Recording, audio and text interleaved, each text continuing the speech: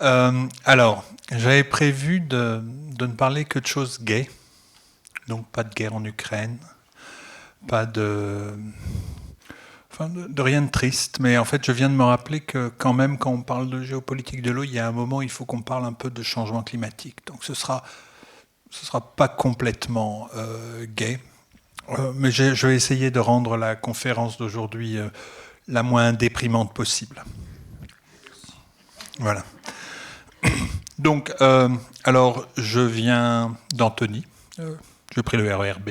À Antony, il y a l'ancien centre des études des eaux et forêts, alors qui a changé de nom plusieurs fois et maintenant qui a été intégré dans ce grand institut du ministère de l'Agriculture qui s'appelait dans le temps INRA et qui, depuis qu'il a accueilli les gens qui travaillaient sur l'eau de cet ancien centre des études des eaux et forêts, s'appelle INRA-E. Donc le E, c'est pour environnement.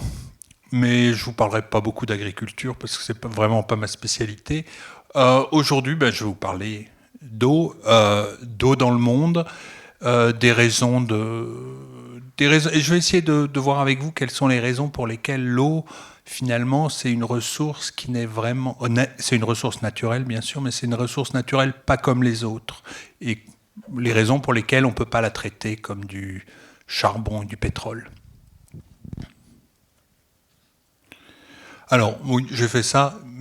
Charité bien ordonnée commence par soi-même. J'ai fait ça parce que, voilà, j'ai écrit un livre il y a quelques années sur ce thème, et avec un collègue, un grand spécialiste de l'hydrologie et de l'hydrogéologie, Jean Marguin. Mais je ne veux pas faire que de la publicité pour moi. Si vous vous intéressez au sujet, il y a une bibliographie qui n'est pas très grande, mais qui commence quand même à être assez abondante. Où on vous parle. Alors on vous parle souvent de. Il paraît que le mot guerre sur un livre fait vendre. Personnellement, j'ai tendance à fuir quand je vois un livre avec marqué guerre, mais voilà, la guerre de l'eau, c'est un thème qui visiblement est pas mal. Vous voyez, 3 livres. La guerre de l'eau aura-t-elle lieu? Guerre et eau, les guerres de l'eau. Euh, Ensuite, le terme géopolitique, visiblement, il doit faire vendre aussi un peu, puisqu'on trouve ça. Les atlas, c'est très utile. Enfin, dès lors qu'on s'intéresse à la géopolitique, bien sûr, et l'Atlas mondial de l'eau de David Blanchon. David Blanchon, c'est un géographe de l'université de Nanterre. Il est très bien également. Et puis parmi les autres livres que j'ai à nouveau écrit avec Jean Marguin, nous on avait fait un livre relativement simple qui portait le nom Allons-nous manquer d'eau? Et finalement, s'il y a des préoccupations liées à l'eau, c'est bien parce qu'on a très peur d'en manquer. Alors manquer d'eau, quand on vous parle de manquer d'eau, quelles sont les images qui vous viennent à l'esprit? Je me suis posé la question à moi-même, puisqu'il fallait que je vous présente les images. Pour moi, manquer d'eau, c'est avant tout la sécheresse. La sécheresse qui, à la surface de la Terre, s'exprime comme ça, avec un paysage désolé, des arbres fruitiers qui auparavant étaient en fleurs ou en feuilles et qui aujourd'hui sont tout secs. Donc manquer d'eau, c'est l'un de ces aspects. C'est un paysage comme celui-ci qu'on peut imaginer si on devait manquer vraiment d'eau.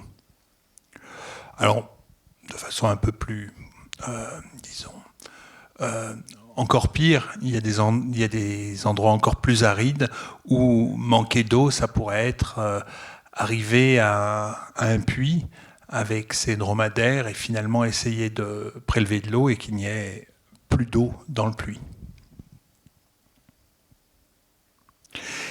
Mais si je vous avais montré cette image, est-ce que vous m'auriez répondu que ça vous inspirait le manque d'eau? Probablement pas. Alors, est-ce que vous savez quelle est cette ville? Le Cap. Oui. Le Cap qui se reconnaît à la montagne de la Table. En fait, c'est ce que disent les géographes. Moi, je ne suis jamais allé au Cap, malheureusement. Et le Cap, c'est une ville un peu qui a mené une expérience de manque d'eau, bien malgré elle, récemment. Et c'est pour ça que je voulais commencer par parler du Cap, parce que dans les années 2017-2018, suite à une très longue série de sécheresses, le Cap a failli ne plus avoir d'eau du tout. Et c'est ce qu'on a appelé le jour zéro. Le jour zéro, en fait, ça correspond à un compte à rebours que la municipalité du Cap avait instauré pour essayer de sensibiliser autant que possible la population à économiser l'eau. Et voilà, le slogan, c'était « Nous allons battre le jour zéro ». Et si tous nous essayons d'économiser l'eau, nous pouvons vivre avec 50 litres d'eau ou moins par jour. Alors, c'est intéressant parce qu'en fait, les statistiques sur l'eau, on vous explique qu'il faut tant d'eau pour vous prendre une douche, tant d'eau pour vous laver, etc. C'est un peu rébarbatif. Ici, en fait, la municipalité du Cap, à titre de communication, mais vraiment parce qu'elle voulait une réaction auprès de la population, avait présenté ce qu'on pouvait faire avec 50 litres d'eau. Avec 50 litres d'eau, on avait besoin au plus de 3 litres pour boire. On avait besoin d'environ 1 litre pour faire la cuisine. Faire la cuisine, c'est-à-dire faire les pâtes, parce que pour laver la vaisselle, il fallait quand même un peu plus d'eau, donc on vous affectait 9 litres. 10 litres pour une douche. Alors là j'aimerais bien savoir qui arrive à prendre une douche avec 10 litres. Alors, il paraît que les sous-mariniers y arrivent. En tout cas, mes enfants n'y sont jamais arrivés. À vrai dire, je ne suis pas sûr que même moi j'y arrive. Voilà. Se laver les mains, se laver les dents, ça pouvait prendre 2 litres. Aller aux toilettes, on avait le droit à one flush, alors une chasse d'eau, voilà. Et ça faisait 9 litres. Et puis 10 litres pour laver le linge. Bon. Ça faisait une machine par semaine, une machine faisant 70 litres. Bon. Eh bien, le Cap, pourtant, c'est pas situé dans une région qui est connue pour son aridité. Alors, qui connaît le climat du Cap ?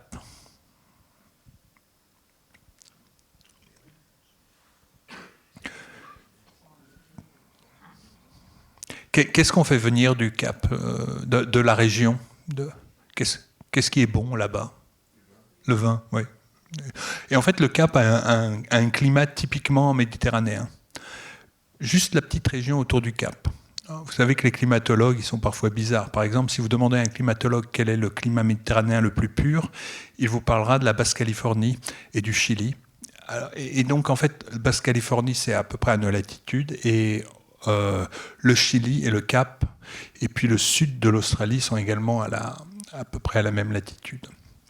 Voilà, donc oui, le Cap, c'est un climat méditerranéen, donc climat méditerranéen qui est caractérisé par des étés secs et une période quand même automnale et hivernale assez pluvieuse.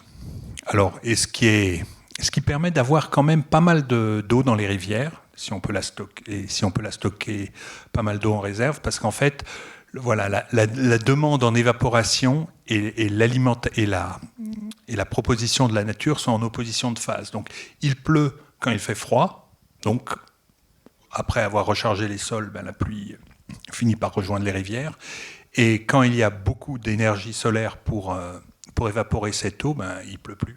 Donc en fait, le rendement des bassins versants méditerranéens sont relativement élevés. Et alors, en image, qu'est-ce que ça a donné cette grande crise ? Voilà le plus grand réservoir de la région du Cap, The Waters Kloof, en juillet 2017, sachant qu'on était déjà à la 2e année de sécheresse. Et il était bien bas. Et ça a une autre vue du même barrage. Et là, on voyait qu'il y avait vraiment plus beaucoup d'eau. Et voilà encore une vue du même pont. Et donc, lorsque je parlais du Cap en introduisant mon propos sur une grande ville qui avait l'air quand même moderne, je voudrais également ajouter que ce n'est pas une petite ville. Elle fait près de 4 millions d'habitants. Donc, d'accord, ce n'est pas l'agglomération parisienne, mais on n'est pas loin plus d'un tiers, presque la moitié de l'agglomération parisienne. Et en fait, qu'est-ce qui s'était passé au Cap ? Au Cap, en fait, la sécheresse n'était pas arrivée d'un coup. Elle était arrivée une année, mais au milieu méditerranéen, les sécheresses, quand même, peuvent être assez longues. Donc, en fait, les réservoirs que l'on a construits pour alimenter les grandes agglomérations, en fait, sont des réservoirs quand même relativement conséquents. Le fameux barrage dont je vous parlais, il faisait près de 500 millions de mètres cubes. Alors, c'est difficile de savoir ce que ça fait, 500 millions de mètres cubes. En fait, pour vous donner un ordre de grandeur, notre plus grand barrage à nous en France, il fait 1000 millions, 1 milliard de mètres cubes, et c'est le barrage de Serre-Ponçon. Et puis les 4 barrages qui protègent Paris des crues, sur la Marne, sur la Seine, sur l'Aube, sur l'Yonne, ils font ensemble 800 millions. Donc c'était beaucoup d'eau quand même, avec 500 millions. Et donc une année de sécheresse est arrivée en 2015, et donc ça a été une sécheresse hivernale, puisque, je reprends ce que j'ai dit, c'est les rivières en milieu méditerranéen coulent en hiver, et donc sécheresse hivernale, donc pas de reconstitution, pas de possibilité de recharger le barrage, et puis ça s'est prolongé en 2016 et en 2017. Voilà, et puis avec un graphe que les autorités du Cap suivaient au fur et à mesure. Voici, alors, la ligne noire, c'était le niveau de remplissage du barrage. Vous voyez qu'en début 2018, on n'avait plus que 20% du barrage. Et puis, alors, les couleurs, alors c'est une représentation statistique de ce qui est acceptable. Donc vous voyez que, eh bien, pourquoi est-ce que ça ondule ? Ça ondule parce qu'il y a une saisonnalité naturelle de l'alimentation en eau du barrage, et donc le barrage, c'est normal qu'il soit plein à la fin de l'hiver, et à la fin de l'hiver dans l'hémisphère sud, c'est-à-dire à la fin de l'été chez nous. À la fin de l'hiver, il est plein, et puis à la fin de l'été, début d'automne, il est au plus bas. Et donc c'est naturel qu'il y ait ces variations, mais on essaie d'habitude, on aime être dans le bleu, éventuellement dans le vert, et dès lors qu'on descend vers les jaunes et les rouges, on sait qu'on va avoir des problèmes. Et là, en fait, on voit que cette courbe saisonnière de remplissage et de vidage du barrage, en fait, elle a commencé à décrocher, à descendre, tout simplement parce qu'en hiver, les hivers étant secs en 2015, en 2016, en 2017, on n'arrivait plus à reconstituer les réserves. Voilà. Le Cap, on aurait pu dire, ils sont loin, ils sont dans l'hémisphère sud, ils sont certainement... et puis ils sont très très nombreux. Ils sont certainement moins bien organisés que nous, donc ça doit être de leur faute. Mais ça n'empêche que c'est quand même un pays extrêmement développé de certains points de vue de l'Afrique du Sud, et c'est un pays qui avait depuis longtemps commencé suite à l'augmentation de la consommation qui était liée à l'augmentation de la population. Qu'est-ce que je dis ? À l'augmentation de l'utilisation d'eau qui était liée à l'augmentation de la population, ils avaient essayé de stabiliser, et ils avaient réussi à stabiliser à peu près, à avoir une consommation, une demande en eau stable à peu près au niveau de l'an 2000. Et pourtant, malgré ça, donc, ils n'avaient pas pu échapper à la crise, à la descente aux enfers. Et ça, c'était lié, comme je vous l'ai dit, à une cause climatique, à une succession ininterrompue d'années sèches. En fait, c'est ce qui fait peur à tous les gestionnaires de l'eau. Les gestionnaires de l'eau, ils n'ont pas peur d'une grande sécheresse, 1976. Il faut faire très attention quand on parle de 1976, parce que moi j'ai déjà parlé à des élèves de 1976 en leur disant « Mais vous vous souvenez de 1976 ?» Et ils m'ont répondu « Mais monsieur, on n'était pas nés. » Voilà. Donc 1976, c'est un événement, une année très sèche, mais qui est entourée d'années relativement humides. Donc c'est pas ça qui cause de réelles difficultés au système d'alimentation en eau des grandes métropoles. Ce qui cause des problèmes aux grandes métropoles, qui ont quand même des capacités de stockage toujours importantes, c'est les successions d'années sèches.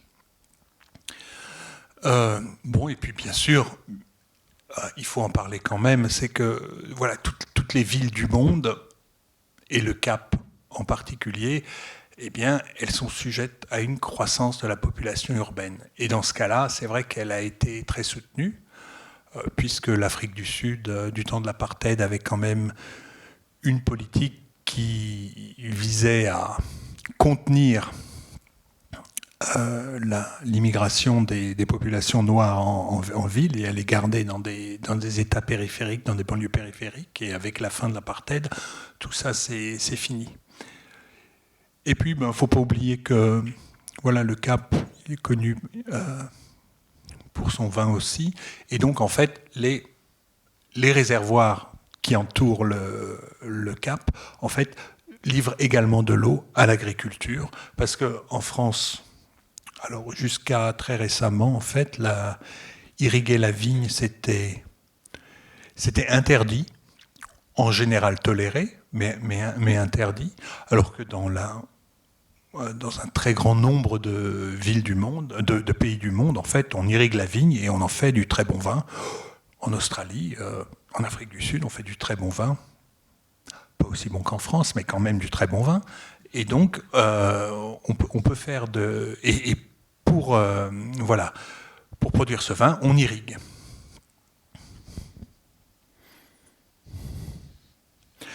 Alors, maintenant que je vous ai parlé du Cap, la question qu'on pourrait se poser, c'est on s'en moque, vous pourriez me dire, on s'en moque. Nous, en France, on n'a jamais eu de gros problèmes d'eau. Alors, déjà, ça n'est pas complètement vrai. Bon, il nous est arrivé d'avoir des problèmes d'eau dans des îles. Alors, les petites îles, je sais pas, si l'île d'Ouessant ou l'île de Groix avait un problème d'eau, bon, on en verrait, il n'y a quand même pas des populations importantes. Par contre, en 2017, on a eu un très gros problème à Mayotte et on a attendu la saison des pluies, on l'a attendu et on a failli être... Mayotte a également failli être à sec. Donc, elle a failli, on avait déjà des tankers qui venaient de la Réunion et qui avaient commencé à livrer de l'eau. Ailleurs, Barcelone, je ne sais pas si vous vous en rappelez, mais bon, voilà, a été alimentée par des tankers. D'ailleurs, pour ceux d'entre vous, c'est vrai que Barcelone, c'est quand même une très belle destination, et puis c'est pas loin. Je ne sais pas si vous avez eu l'occasion de boire l'eau du robinet. Moi, j'ai bu l'eau du robinet à Barcelone, alors je ne sais pas si j'étais bien, et j'ai trouvé que l'eau était extrêmement salée. Voilà, et quand l'eau est salée, ça signifie qu'en fait, on est dans une situation où on a trop pompé, et on commence en fait à attirer l'eau de mer dans les nappes aquifères qui sont situées à proximité du rivage. Et puis, alors pour ceux qui s'intéressent aux terres lointaines, il y a aussi Melbourne. Melbourne, en fait, qui a eu à peu près une dizaine d'années de sécheresse. Enfin, l'Australie a eu une dizaine d'années de sécheresse autour de l'an 2000. Et c'est pour ça qu'ils ont appelé ça la sécheresse du millénaire, Millennium Drought.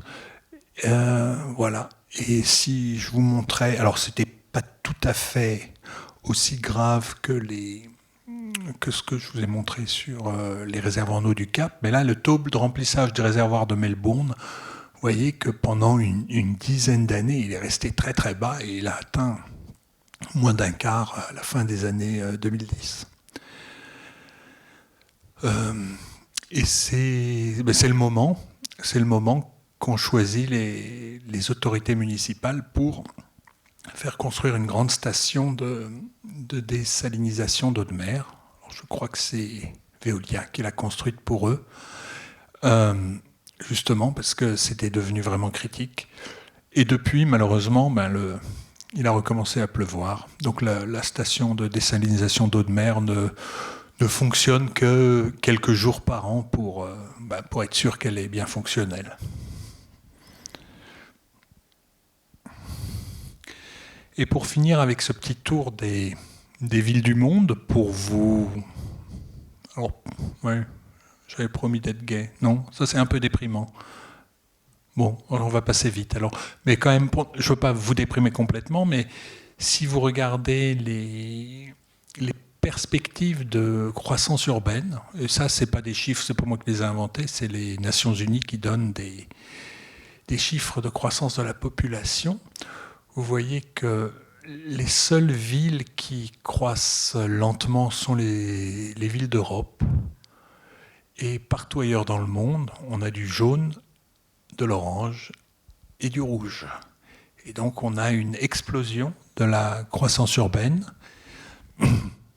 Et on voit, alors, vous voyez tous le Cap à la pointe sud de l'Afrique, le Cap est en jaune, donc c'est pas la ville qui croît le plus vite. Les villes qui croissent le plus vite, elles sont plutôt en Afrique centrale, au Niger, au Mali, au Nigeria, etc. Et toutes ces villes sont appelées, évidemment par cet accroissement de la population énorme, et cette concentration très forte, à avoir dans les années à venir d'immenses problèmes d'eau. Alors oui, voilà, il ne faut pas déprimer, puisque au Cap, on a fini par se sortir de cette situation de sécheresse, et on avait quitté le Cap à peu près là, sur mon premier graphique, là, début 2018, et vous voyez que suite aux efforts de modération de la consommation, et puis aux pluies surtout, aux pluies qui sont venues du ciel, eh bien on a pu remplir à nouveau les réservoirs de la ville du Cap. Voilà. Ce qui ne veut pas dire qu'une telle sécheresse pluriannuelle ne peut pas se reproduire, bien sûr. Alors, ça c'était une introduction à notre sujet, mais maintenant, voilà, si on veut parler de géopolitique, la première chose à faire, c'est de regarder une carte du monde et d'essayer d'interpréter les chiffres. Bon, le diable est dans les détails, ça vous le savez, donc on peut faire dire beaucoup de choses aux chiffres. Ici, en fait, les chiffres que l'on a utilisés en termes de ressources en eau, c'est les chiffres que donnent les Nations Unies. Donc c'est l'Organisation des Nations Unies pour l'alimentation et l'agriculture, la FAO, qui a construit une base de données qui est plutôt très fiable, à quelques exceptions, mais ce n'est pas de leur faute, qui est plutôt très fiable sur les ressources en eau des pays. Alors, donc on n'allait pas mettre des chiffres, donc on a choisi des couleurs, et ces couleurs, on a choisi de les exprimer en fait elles correspondent à un nombre de mètres cubes théoriquement disponibles, je dis théoriquement disponibles par an et par habitant. Vous voyez que les pays qui sont très très bleus, tels que l'Alaska, la Guyane française, le Suriname, ont probablement plus de 100 000 mètres cubes par an et par habitant. 100 000 mètres cubes, c'est à nouveau difficile d'imaginer, mais c'est quand même beaucoup, beaucoup d'eau. Alors, c'est pas étonnant, hein. Les grandes rivières d'Alaska, elles drainent des territoires gigantesques. Il ne pleut pas forcément énormément en Alaska, mais enfin, les territoires sont gigantesques. Ensuite, en Guyane, on a également des rivières très importantes. Alors, nous, notre rivière en métropole, notre rivière la plus abondante, c'est Interrogation. Alors, on a le choix entre la Loire et le Rhône. Alors, qui vote pour la Loire? Une personne, deux. Qui vote pour le Rhône? Ah. Donc, faut-il croire l'assistance? Donc oui, il faut croire l'assistance puisque le fleuve le plus abondant, mais ce n'est... Mais alors, pour la défense de ceux qui ont cru que c'était la Loire, c'est que vous avez dû aller à même genre d'école primaire que moi, où on vous apprenait la longueur des fleuves. La longueur des fleuves, enfin, pour moi qui m'intéresse à la quantité d'eau, ça n'a strictement aucun intérêt. Enfin, c'est amusant, mais ça n'a pas beaucoup d'intérêt. Et donc, en fait, la Loire, à son embouchure, ne jette à l'océan que la moitié du débit du Rhône. Donc le Rhône, il est vraiment 2 fois plus grand que 2 fois plus abondant que la Loire. Et donc, pourquoi est-ce que je vous parlais du Rhône? C'était parce que je voulais vous dire juste que le Rhône, donc, son débit moyen, c'est 1700 mètres cubes par seconde, ce qui ne vous dit rien, mais voilà, c'est un ordre de grandeur. Eh bien, le Maroni, qui est le grand fleuve qui sépare la Guyane française et le Suriname, donc a exactement le même débit. Donc en fait, le Maroni, voilà, vous avez un Rhône dans la petite Guyane, vous avez un Rhône, et encore, c'est pas le seul fleuve de la Guyane. Voilà. Donc ensuite, bon, on a fait des classes. Les limites, les seuils qu'on a utilisés, en fait, ils sont conventionnels, ils ne veulent pas dire grand-chose, surtout quand on a beaucoup, beaucoup d'eau. Entre 10 000 et 100 000, vous voyez que vous avez un grand nombre de pays dans le monde. On trouve le Canada, la Norvège, la Suède, la Finlande. Ça, c'est des pays qui ne sont pas connus pour être des pays de sécheresse. Et puis, au fur et à mesure qu'on descend, on a des couleurs qui sont de plus en plus rouges. Et on trouve un ensemble de pays, et notamment un ensemble de pays dans la ceinture aride du sud de la Méditerranée jusqu'en Inde. Voilà, donc ce sont des pays qui, alors, ont soit une forte population, l'Inde par exemple, le Pakistan, ou bien des ressources en eau, des très peu d'écoulements naturels, ou bien les deux à la fois. Voilà. Alors, quand on regarde, ça c'est la carte typique que l'on commence par regarder quand on veut parler de géopolitique. Ensuite, la chose qu'il faut immédiatement ajouter quand on regarde ce genre de carte, c'est que c'est forcément trompeur. C'est forcément trompeur pour une bonne raison, c'est que l'eau, en fait, on ne la déplace pas en tanker. Je vous ai parlé à l'instant de tanker, mais en fait, c'est très très rare de voir de l'eau déplacée dans des grands navires, tout simplement parce que l'eau, on ne peut pas la vendre au prix du pétrole. Pourquoi est-ce qu'on ne peut pas la vendre au prix du pétrole? A priori, c'est plus essentiel que le pétrole, l'eau. Mais c'est parce que c'est quand même relativement abondant et personne n'accepterait de payer l'eau au prix du pétrole. Alors, je ne sais pas si vous regardez votre facture d'eau fréquemment. Je pense que dans la région, vous payez le mètre cube d'eau à 4 euros, 5 euros. Et encore, la moitié de ce que vous payez, c'est pour l'assainissement. Donc c'est pour emmener les eaux usées et les réhabiliter, les épurer dans la mesure du possible avant de les rejeter dans l'environnement. Mais alors ça fait, supposons que ce soit 5 euros par mètre cube, le prix de l'eau, ça fait quand même 5 millièmes d'euros par litre. On aimerait bien, ou éventuellement pas, que le prix de l'essence soit à ce prix. Que l'essence soit à ce prix, pardon. Donc en fait, l'eau partout, elle est très peu chère. Et donc, c'est pour ça qu'il ne peut pas y avoir de commerce de l'eau.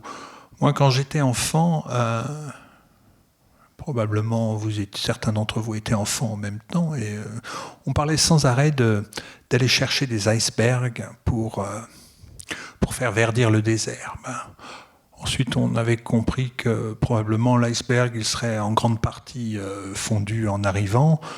Mais bon, mais en fait, voilà, ces transports sur de très longues distances de quantités d'eau importantes, ça avait un sens parce que l'iceberg, il était tracté.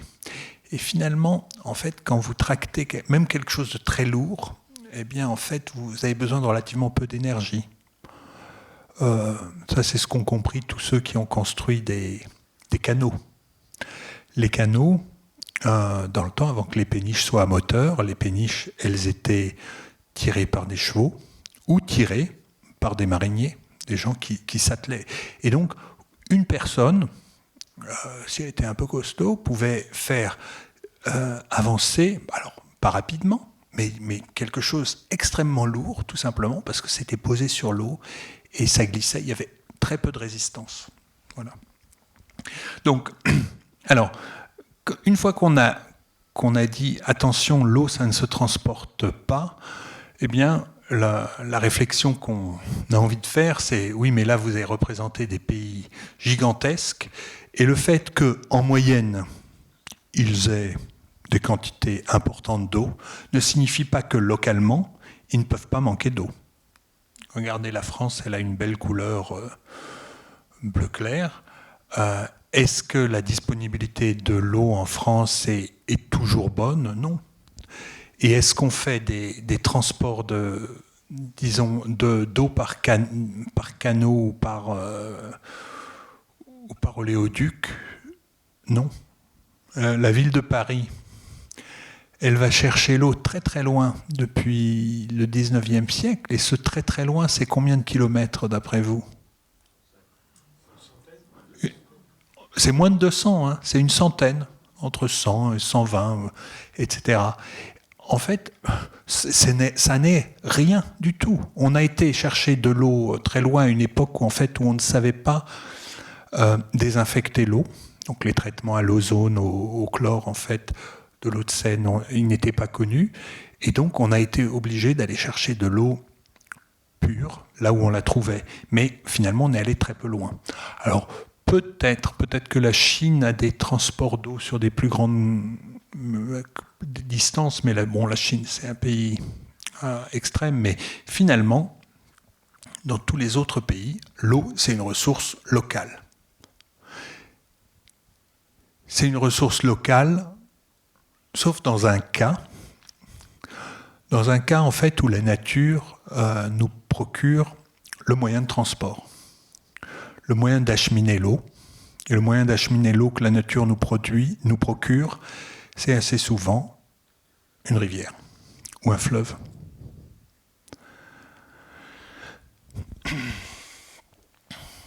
Alors, bon, si on veut s'interroger sur la tendance qu'il y aurait sur l'eau dans le monde, en fait, on nous propose en général cette figure, cette courbe rouge, qui nous montre, en fonction du temps, la ressource théorique en eau par habitant à l'échelle planétaire. Alors bien sûr, l'échelle planétaire, ça ne veut pas dire grand-chose, mais c'est en très première approximation, ça nous donne quand même une idée de s'il y a une évolution. Et quand on regarde cette courbe, on voit, alors, pour le passé, ce qui a eu lieu, et pour l'avenir, on fait des hypothèses basses, moyennes et hautes de fertilité. Alors, la démographie, c'est une science qui est quand même assez précise. C'est pas comme la météorologie qui au-delà de 2 semaines, en fait, a énormément de mal à vous prédire le temps qu'il va faire. En moyenne, bien sûr, on peut vous prédire que qu'en juillet, il fera autour de la température du mois de juillet. Mais est-ce qu'il fera plus, est-ce qu'il fera moins? Ça, c'est très compliqué. Par contre, la démographie, ça marche assez bien à longue échéance, pardon, tout simplement parce qu'en fait, les gens qui vont avoir des enfants d'ici 10 ou 20 ans, ils sont déjà nés. Donc, bien sûr, les comportements changent, les taux de natalité changent, évoluent, mais ça n'empêche que pour avoir des enfants, il faut des parents, et les parents, s'ils sont déjà là, c'est quand même plus facile de les compter. Voilà. Donc, mais ça, c'est une autre, disons, dimension de la crise de l'eau dans le monde, c'est cette évolution. Et on a vraiment une tendance à la baisse depuis les années 1950. Il y a de moins en moins d'eau par habitant. Alors, on a parlé de démographie, donc ce qui est... Si je vous posais la question, mais d'où vient cette baisse? Vous me répondriez, c'est l'évolution de la population mondiale. Alors c'est tout simple, c'est tout bête, mais c'est bien de le dire de temps en temps, parce qu'on entend tellement parler de changement climatique. Dès lors qu'il fait 1 degré de plus ou 1 degré de moins que la moyenne, on vous parle de changement climatique. J'exagère un peu, mais qu'on a l'impression, par exemple, que beaucoup de gens, moi, me demandent si la Terre s'assèche. La Terre n'a aucune raison physique de s'assécher. Le climat, les cycles peuvent évoluer, donc ils peuvent devenir plus actifs, plus rapides, mais la Terre n'a pas de raison de s'assécher, de perdre de l'eau. Et finalement, en première approximation, on peut dire que même si le climat évolue, eh bien, le débit de toutes les rivières du monde restera probablement à peu près ce qu'il est actuellement. Alors c'est 40 000 milliards de mètres cubes. C'est un chiffre qui veut à nouveau pas dire grand-chose, enfin moi qui ne me parle pas, mais c'est le chiffre que l'on cite le plus fréquemment. Voilà. Et donc ce qui va faire évoluer beaucoup la disponibilité en eau, et voilà ce qui nous intéresse d'un point de vue de géopolitique, ça va être la suite de cette évolution démographique. Et d'ailleurs, finalement, tout à l'heure, je vous avais montré une échelle en mètres cubes par an et par habitant. On pourrait choisir d'inverser l'échelle et d'avoir une échelle où on a les habitants par, hectomètres cubes, donc ça fait hectomètres cubes, ça fait 10 puissance 5 mètres cubes. Et en fait, ça permettrait de voir que finalement, les pays les plus rouges, ce sont les pays où il y a le plus d'habitants à se partager une même quantité d'eau. Et les pays les plus bleu foncé, c'est les pays où il y a le moins d'habitants à se partager une même quantité d'eau. Donc, c'est exactement la même chose. Il suffit on peut présenter les chiffres et on peut présenter cette crise de l'eau de deux façons. On peut dire que la crise de l'eau, elle est liée au fait que la nature est mal faite. Avec la légende de gauche, vous décriez, mais que la nature est mal faite, elle n'alimente pas bien les régions qui en ont besoin. Et avec la légende de droite, vous dites, mais que les hommes sont bêtes, ils se regroupent là où il n'y a pas d'eau à partager. Bon.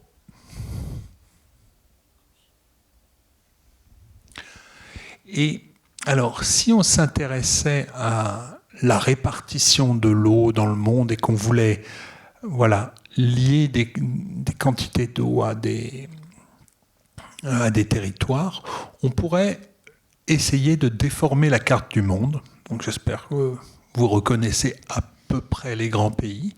On pourrait déformer la carte du monde en rendant la surface de chaque pays proportionnelle à ses ressources en eau. Alors donc comme en anglais on appelle ça un cartogramme, quand on donne une signification aux surfaces et qu'on modifie les cartes. En français, en bon français, c'est une anamorphose cartographique. Voilà. Alors pour ça, on est quand même obligé de faire attention et de ne traiter que des ressources internes, parce qu'à nouveau, comme on l'a évoqué tout à l'heure, et puis je vais en reparler immédiatement après, en fait, les rivières, elles peuvent faire passer de l'eau d'un pays à un autre. Donc, supposons qu'on a réglé ce problème et qu'on ne compte que l'eau qui est originaire d'un territoire. Et si on regarde le monde de cette façon, eh bien, on se rend compte que les équilibres mondiaux sont assez différents de ceux qu'on imagine. On voit ce continent, l'Amérique du Sud, qui est gigantesque finalement. On voit le Brésil, qui était pour nous ce très grand pays célèbre pour l'Amazonie, qui est en fait pas le plus, qui est grand, qui est très grand, qui a beaucoup d'eau, mais qui finalement a des voisins qui sont presque aussi importants que lui, le Pérou, la Colombie. Et ça, c'est lié alors à la partie, au versant amazonien de ces pays, qui est extrêmement arrosé et qui alimente les grandes rivières du Brésil et notamment l'Amazone. Quand on regarde cette carte, on s'aperçoit que l'Afrique du Nord, le Moyen-Orient n'existe quasiment plus. L'Égypte, on ne la voit plus. En Afrique, le seul pays qu'on reconnaît, c'est l'ancien Zaïre, le Congo démocratique, le Congo, le Gabon, voilà, Madagascar, et puis tous les autres pays, on les reconnaît plus. L'Indonésie est devenue énorme. L'Australie est toute petite, alors que la Nouvelle-Zélande, elle, a grossi. Voilà. Et donc, finalement, ça nous présente la géographie de la disponibilité naturelle de l'eau. Et donc, ça suit d'assez près la géographie de la pluviométrie à l'échelle du globe, puisque, bon, il n'y a pas de secret, l'eau des rivières, c'est l'eau de pluie, alors, à laquelle il y a bien sûr des pertes pour la rivière par évaporation, mais voilà, la grande règle hydrologique que personne n'a démenti jusqu'à aujourd'hui, c'est plus il pleut dans une région, eh bien plus les rivières sont abondantes.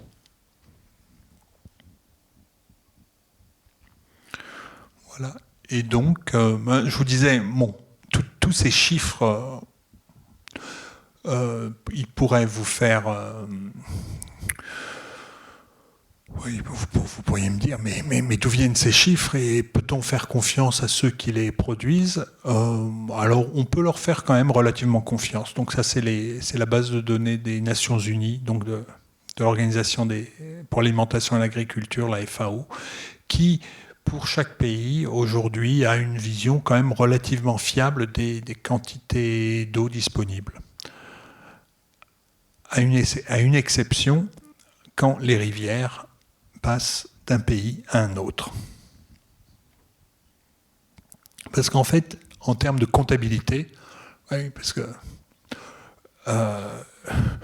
il y a quand même une grande difficulté, c'est y a-t-il des comptables dans la salle ? Non, parce que je leur ai bien posé la question, comment est-ce qu'on compte quelque chose qui n'arrête pas de bouger ?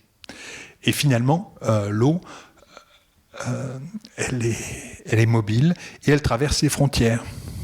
Alors, sur cette carte-là, j'ai représenté une trentaine de grands fleuves qui, justement, traversent les frontières et qui rendent cette comptabilité de l'eau et ensuite le partage de l'eau éventuellement problématique. Alors, les grands pays, qu'est-ce qu'on peut reconnaître là ? Je ne sais pas une interrogation de géographie, mais on voit le Nil. Voilà. Le Nil, tout le monde doit être capable de le repérer. Le Nil, c'est vraiment l'exemple du fleuve qui traverse les zones climatiques. En fait, il est extrêmement, extrêmement long. Il vient du lac Victoria. Et il transfère de l'eau de régions très arrosées jusqu'à une région extrêmement aride, l'Égypte. Comme Hérodote l'a fait remarquer, s'il n'y avait pas le Nil, il n'y aurait pas d'Égypte. Qu'est-ce qu'on peut voir d'autre? On peut voir l'Amazone, donc qui vient en partie du Brésil, mais qui vient surtout des pays du Pérou, de la Colombie. On voit le Niger, absolument. On voit le Danube. On voit également, alors on voit le Rhône. Pourquoi est-ce qu'on voit le Rhône comme un fleuve, disons, plurinational?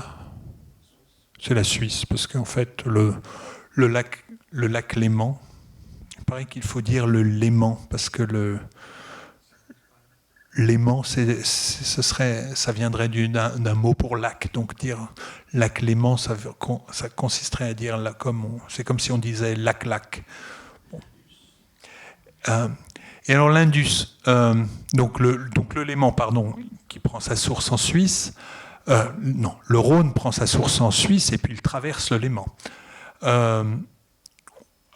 Le frère du Rhône, c'est le Rhin, et puis le frère du Rhin, c'est le Danube. Donc tous les trois, ils descendent tous à peu près de la même région. L'Indus, on voit le Mékong aussi, le Mékong qui est très long. L'Indus, il a une particularité, c'est que d'après comment dire, on pourrait dire c'est une constatation. Moi, il me semble que ce soit le seul fleuve comme ça plurinational qui traverse 3 pays disposant tous les 3 de l'arme atomique.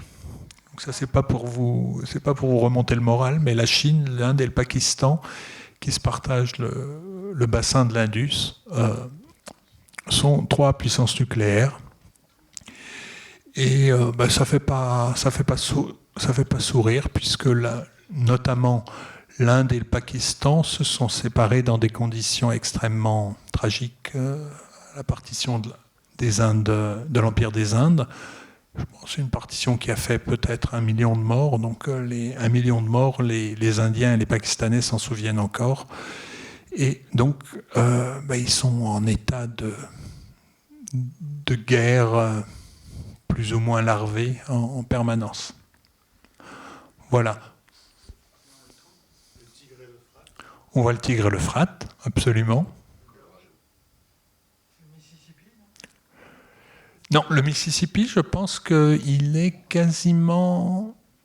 Il est uniquement aux États-Unis.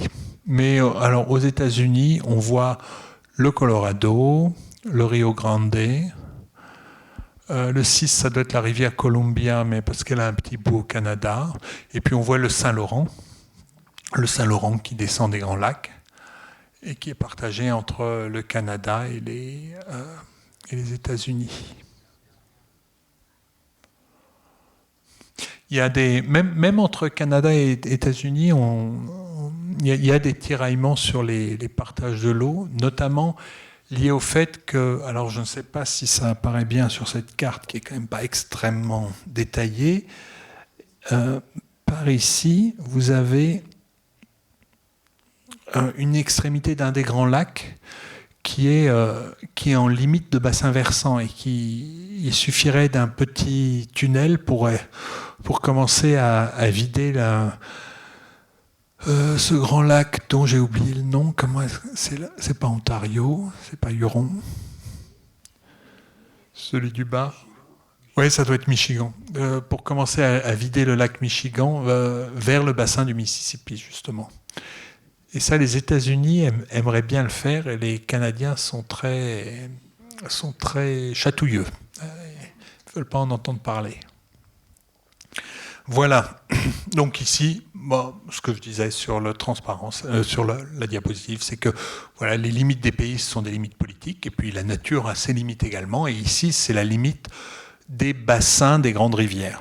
Alors, je vous ai parlé des bassins. J'ai considéré que vous aviez tous des souvenirs de classe en fait, je ne me rappelle même plus quand j'ai appris la définition du bassin versant à l'école. Donc le bassin versant, c'est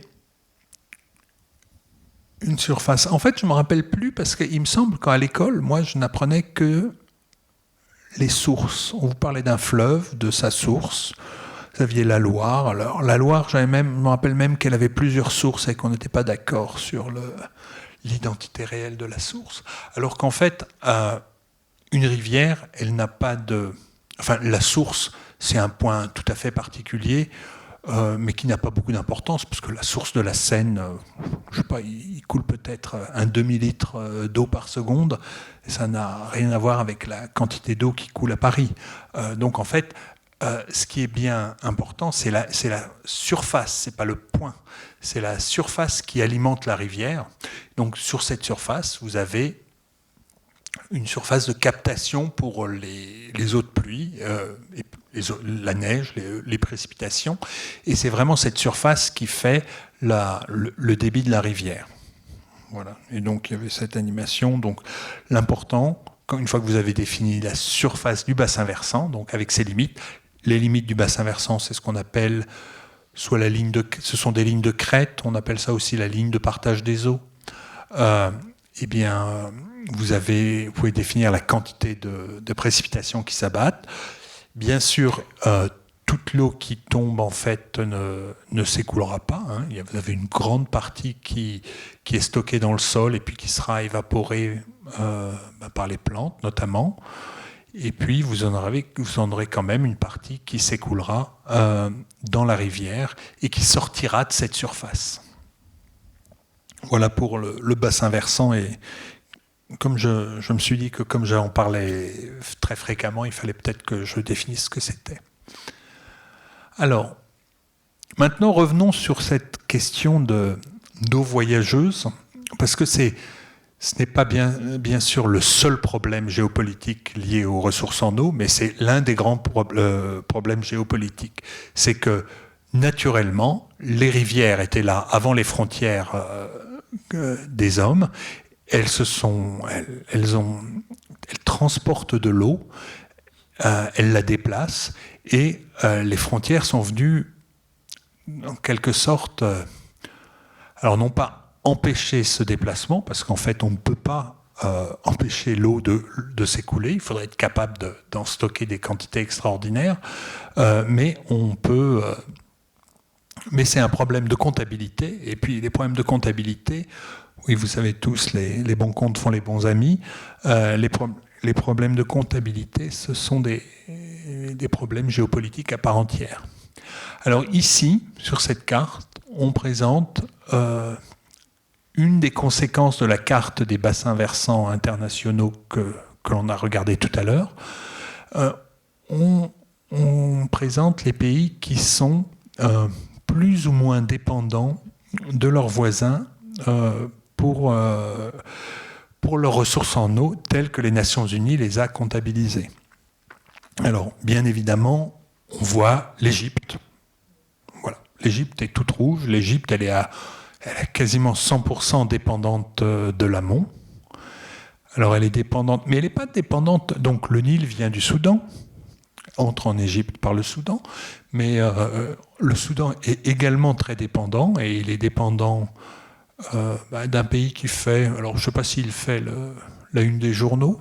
Moi, on entend beaucoup parler depuis qu'il y a un grand barrage qui est le barrage de la Renaissance qui est en train d'être rempli en Éthiopie. Et puis il dépend également. Alors, qu'est-ce qui vient d'Éthiopie ? C'est le Nil bleu ou le Nil blanc ?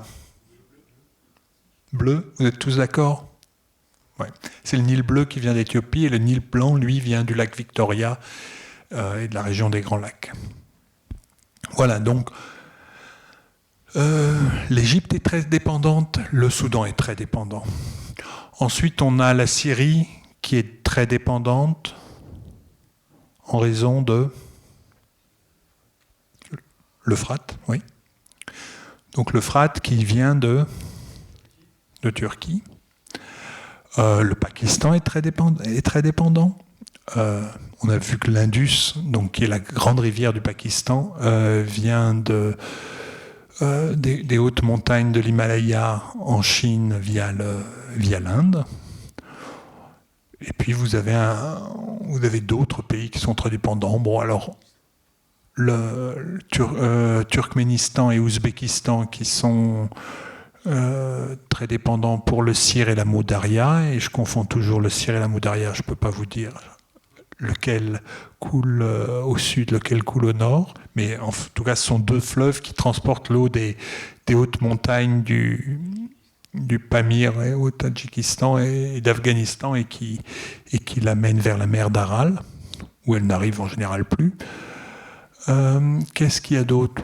On voit tous les pays riverains du Danube et on voit les Pays-Bas où aboutissent le Rhin. Où aboutit le Rhin. Voilà. Donc, mais quand on voit cette carte, on se dit, on a déjà une idée des problèmes potentiels et des pays pour lesquels la question du partage de l'eau, du partage international de l'eau peut être une question extrêmement importante, une question vraiment vitale. Bon. Et puis, ça n'a pas beaucoup d'intérêt, cette diapositive. J'avais trouvé quelques citations de personnes éminentes qui soit vous prévoyait l'apocalypse. Alors, ce monsieur était vice-président de la Banque mondiale et il est égyptien. Donc lui, il prévoyait une guerre. Alors, est-ce que c'était une menace vers l'Éthiopie ou pas ? On ne sait pas. Pour l'instant, le barrage de la Renaissance est construit et l'Éthiopie ne l'a pas encore bombardé. Reste à voir combien de temps ça va durer. Jacques Chirac aussi avait fait des déclarations là beaucoup plus positives, en notant que le Rhin, la Meuse, l'Escaut, qui avaient été au milieu des champs de bataille, notamment de la Première Guerre mondiale, étaient aujourd'hui l'objet d'une gestion commune. Ça, c'est quand même plus positif. Et alors, comment est-ce qu'il faut être naïf positif comme Jacques Chirac ou négatif comme Ismaël Serageldine ? Moi, j'aurais tendance à dire qu'il faut être ni l'un ni l'autre. Et surtout, il faut se représenter que les États n'affichent pas toujours le motif véritable des conflits et que dans un assez grand nombre de cas, l'eau est toujours un enjeu, mais c'est surtout, dans un certain nombre de cas, un très bon prétexte. Parce que pour mobiliser une population, une opinion publique, parler d'eau, c'est quand même quelque chose qui parle à chacun. Et si on vous prédit la sécheresse ou d'être même une dépendance d'un voisin pour votre alimentation en eau, vous aurez beaucoup de mal à l'accepter, parce que c'est vraiment un bien extrêmement précieux.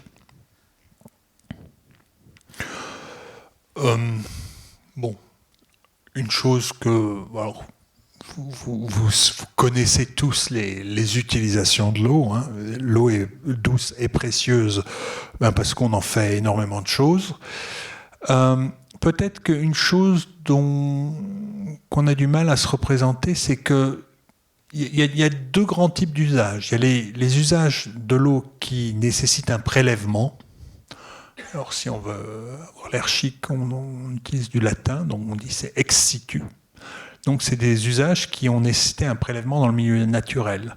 Et donc c'est les usages, il y a 4 grandes catégories d'usages, qui sont l'agriculture, l'industrie, l'alimentation en eau potable des populations humaines et l'alimentation des centrales énergétiques, des centrales thermiques.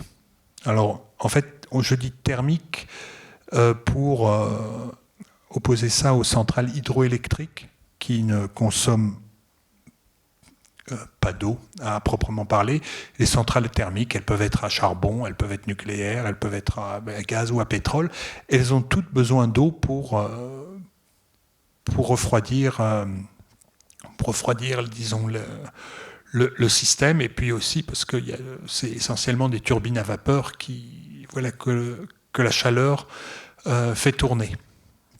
Et donc, voici les 4 grands. Et on a l'habitude de distinguer l'industrie du reste de la production d'énergie, parce que la production d'énergie, elle a en général un impact très important. Très important, même si il n'y a pas forcément une consommation très importante d'eau. Ça peut être juste une pollution thermique. C'est juste l'eau. On prélève de l'eau à une certaine température et on la rejette plus chaude. Mais il y a quand même des moments où en fait, notamment en France, alors c'est plus en 1976, c'est en 2003, on a eu quand même de la peine à prélever de l'eau et à la rejeter vraiment très très très chaude. Et on a dû mettre à l'arrêt ou au ralenti un certain nombre de tranches nucléaires. Voilà. Donc ces usages qui nécessitent prélèvement, ils sont bien connus. Mais il y a aussi les usages qui nécessitent de laisser l'eau là où elle est.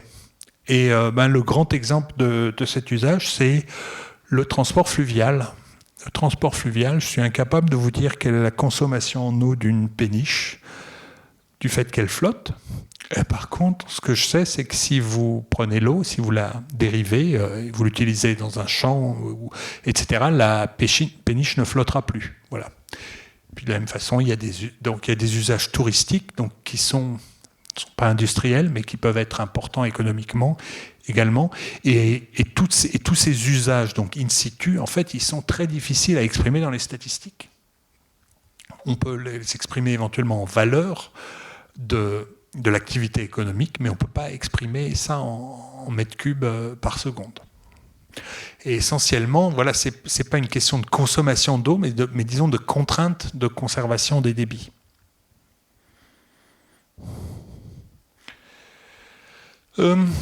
Donc, maintenant j'ai dû parler un peu trop longtemps.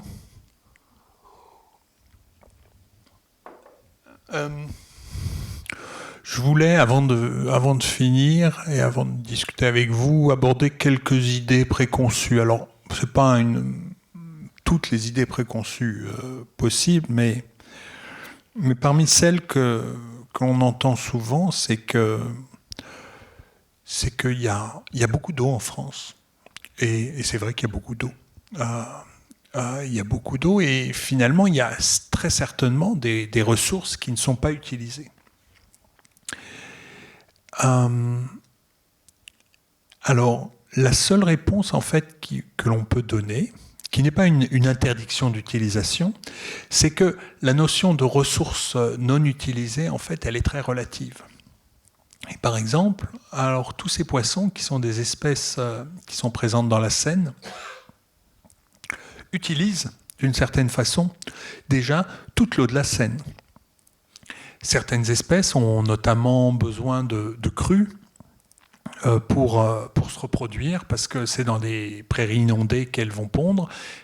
Et voilà, si vous captez toute l'eau des crues, typiquement une crue, enfin, si vous êtes... vous seriez sans doute beaucoup à être d'accord que l'eau de crue, c'est une eau nuisible et que si on pouvait la capter et la stocker, ce serait bien pour tout le monde.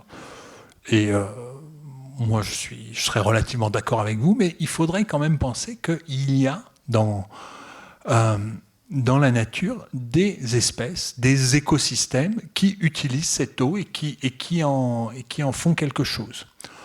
Ça ne veut pas dire qu'on n'a pas le droit de l'utiliser, puisque de toute façon, ce droit, nous les hommes, on le prend, mais ça veut dire que voilà, cette notion de pas d'utilisation, en fait, elle est relative et que quand on cherche bien, il y a toujours quelqu'un qui utilise. Parfois aussi, on vous dit, oui, mais l'eau des rivières, il n'y a pas beaucoup d'eau dans les rivières, mais si on cherche bien, on peut sans doute trouver une grotte magnifique et dans cette grotte, des ressources en eau quasiment inépuisables. Alors ça typiquement, c'est quelque chose qui ne résiste pas à la discussion, disons, un peu raisonnée hydrologique, c'est que vous avez des rivières qui transportent de l'eau, et puis vous avez des nappes aquifères qui transportent de l'eau. Alors, aquifère, ça veut dire transporteur d'eau.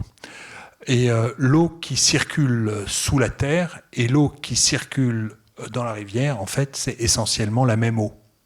Puisque si dans la Seine, en été, après un mois de sécheresse sans pluie, il y a toujours de l'eau dans la Seine, et il y en avait toujours avant les barrages, c'est bien parce que les nappes aquifères, elles font circuler de l'eau de façon beaucoup plus lente que l'eau en rivière, et elles arrivent à alimenter en continu les rivières. Donc en fait, le cycle de l'eau, il n'y a pas un cycle de l'eau au-dessus de la terre et un cycle de l'eau dans le souterrain. Il y en a un seul, et puis l'eau, elle passe à un moment, il pleut, elle passe dans le sol, elle passe dans la rivière, elle s'infiltre, elle ressort plus loin, toujours plus bas bien sûr, mais il n'y a qu'un seul cycle de l'eau. Et si aujourd'hui je vais parce que je suis assis sur une grande nappe aquifère, par exemple en Beauce, et que je décide que toute cette eau souterraine, je peux l'utiliser puisqu'elle ne va nulle part, et que je commence à irriguer la Beauce. Donc la Beauce, on a commencé à l'irriguer suite aux grandes... Il y a eu 2 années de sécheresse assez importante en 90 et 91, et puis là les agriculteurs ont commencé à s'équiper, et puis une fois qu'ils étaient équipés, ils ont trouvé que c'était quand même beaucoup plus sécurisant de pouvoir arroser les cultures quand il n'y avait pas assez de pluie, et ils n'ont plus arrêté. Mais donc aujourd'hui il y a une régulation des prélèvements et de l'irrigation, mais ce qui est sûr, c'est que l'irrigation de la Beauce, elle a asséché, alors pas partout, mais elle a réduit considérablement l'écoulement d'un grand nombre de petites rivières qui étaient alimentées par cette grande masse d'eau. Donc ces petites rivières comme la Juine, dans le sud du bassin de l'Essonne, l'Essonne également. Voilà. Donc il n'y a qu'un seul cycle de l'eau, et si je prends l'eau sous terre, j'aurais l'impression que je ne fais de mal à personne, mais en fait, cette eau, elle ne viendra pas alimenter la rivière un peu plus bas. Voilà, il n'y a pas de statistiques, il ne faut pas faire de statistiques comme c'est parfois fait sur les eaux souterraines et les eaux de surface. Il faudrait avoir qu'une seule statistique, parce que ce sont les mêmes eaux qu'on trouve. Alors, une autre chose, alors ici, voilà une image d'un grand réservoir en plein désert. C'est pas très difficile de s'imaginer ce que c'est. C'est le lac Nasser, donc près d'Aswan, et donc à la frontière entre l'Égypte et d'ailleurs qui est partiellement en Égypte et partiellement au Soudan. Et donc, une autre idée aussi qui est relativement de bon sens, c'est que l'eau douce, en fait, lorsqu'elle atteint la mer, elle est perdue. Alors, elle n'est pas perdue en tant qu'eau, mais elle est perdue en tant qu'eau douce. Vous êtes bien d'accord que l'eau douce, que l'eau, une fois qu'elle est salée, elle est quand même diablement plus difficile à utiliser. Et donc, si on pouvait stocker toute l'eau avant qu'elle ne parvienne à la mer, on pourrait, on aurait beaucoup d'eau à utiliser. Alors, c'est sans doute partiellement vrai, mais ce qu'il faut aussi réaliser, c'est que stocker de l'eau, ça a un coût, notamment quand vous choisissez de mettre votre réservoir de stockage au milieu d'un des endroits les plus arides au monde. Et donc, voilà, le lac Nasser, il a une évaporation qu'on estime à environ 10 milliards de mètres cubes d'eau. Alors, à nouveau, c'est difficile de réaliser ce que c'est, mais par exemple, ça correspond à toute la ressource en eau renouvelable de l'Arabie Saoudite, ce qui est quand même un très très grand pays, ou bien ça correspond à 7 ou 8 fois la ressource en eau renouvelable disponible en Israël. Voilà. Et donc tout ça, c'est perdu à cause du stockage, parce que quand vous mettez une grande nappe d'eau en plein désert, elle a tendance à s'évaporer. Et puis, ben oui, l'eau, évidemment, si vous la sauvez avant qu'elle n'arrive à la mer, mais hein, le delta ici du fleuve Colorado au Mexique, eh bien, mis à part pendant les années très humides, il ressemble à ça. Donc vous voyez des rivières de sel, mais pas grand-chose d'autre. Et puis ça a une conséquence dans tous les deltas, notamment ici dans le delta du Nil, qui est une région extrêmement importante du point de vue agricole. Et voilà, on sait aujourd'hui, enfin on a toujours su que que l'Égypte n'est pas autosuffisante, et aujourd'hui on le sait d'autant plus que voilà, qu'il y a une envolée des prix des céréales. Donc le delta du Nil, c'est très important comme zone agricole pour l'Égypte, et une conséquence de la réduction de l'écoulement, c'est que si vous n'avez plus suffisamment de flux d'eau douce pour pousser l'eau de mer, eh bien l'eau de mer, elle a tendance, elle, à remonter, et vous avez des zones qui sont de plus en plus salées. Et ici, en vert très clair, vous avez les zones à salinité forte qui deviennent très difficiles à cultiver. Il y a relativement peu de plantes qui s'accommodent de forte teneur en sel. Donc parmi les... Bon, je vous passe la salicorne, parce que quand même la culture de la salicorne pour sauver l'humanité, je ne suis pas sûr que ce soit... Il y a des gens qui proposent ça, mais que ce soit quelque chose de très important. Ensuite, vous avez le palmier dattier, qui lui tient assez bien le sel, mais il y a quand même des limites. Et puis ensuite, vous avez toute une grande variété de plantes qui sont très peu tolérantes au sel. Alors, je vous annonce la fin de la conférence depuis tout à l'heure, mais on approche progressivement, ne vous inquiétez pas. Pour ne pas finir sur une note absolument négative, je voudrais quand même vous rappeler pourquoi l'eau, en fait, est quand même très différente de ces autres ressources dont la géopolitique intéresse beaucoup de monde, c'est-à-dire les matières premières minérales. Alors ces matières premières minérales, charbon, pétrole et autres minerais, on sait tous que, alors notamment pour le pétrole, c'est qu'on a déjà dépassé le pic et que maintenant on est dans une décroissance régulière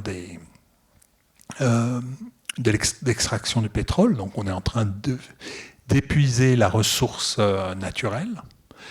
Et alors l'eau, en fait, donc ça c'est quand même une source de vraie préoccupation, puisque finalement ce que les économistes nous expliquent, c'est que voilà, la croissance, la croissance des décennies passées, elle était basée sur une quantité de pétrole toujours plus grande disponible. Alors, pourquoi est-ce que l'eau n'est pas comparable directement au pétrole? C'est que d'une part, elle est en très grande partie renouvelable. C'est-à-dire renouvelable, c'est-à-dire que vous avez un cycle saisonnier, et c'est ce cycle qui vous ramène chaque année des quantités d'eau dans les rivières qui sont relativement régulières, même si vous avez des rivières plus ou moins irrégulières. Voilà. Il y a très peu, finalement, d'utilisation d'eau qui ne soit pas renouvelable, comme le pétrole. Il n'y a que quelques grands pays, d'ailleurs, pétroliers, qui utilisent des nappes que parfois on qualifie de fossiles. Elles ne sont pas plus fossiles que ça, hein, mais elles se renouvellent tellement lentement qu'on considère qu'on ne pourra les utiliser qu'une fois.